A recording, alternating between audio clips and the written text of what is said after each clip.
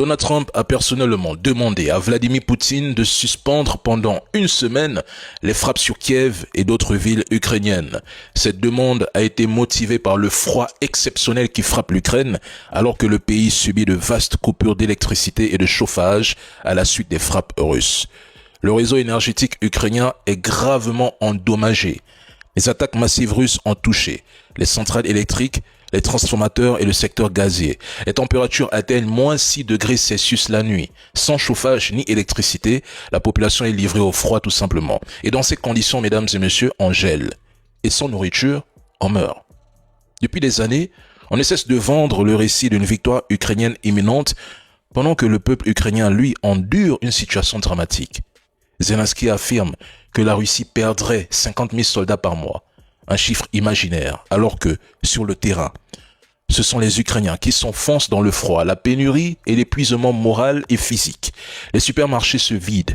La situation est catastrophique en Ukraine. Aujourd'hui, des millions d'Ukrainiens vivent sans chauffage, dans des conditions climatiques extrêmes.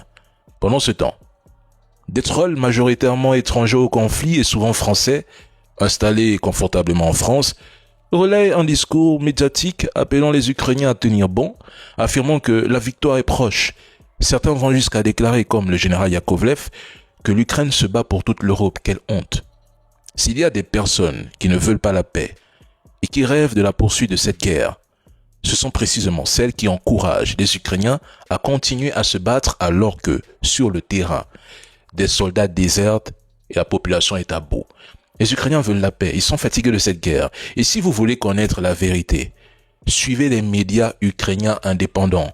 Des journalistes sont réduits au silence. La loi martiale est prolongée et pourtant ce système est présenté comme un modèle de démocratie. Je répète, quelle honte. Mais à la fin de cette guerre, plus personne ne parlera de l'Ukraine. Tandis que la Russie continuera d'exister en tant qu'État fort et puissant. C'est là tout le comble de cette histoire. Qui parle encore de la Libye, du Venezuela, de la Syrie? Qui en parle encore? Personne.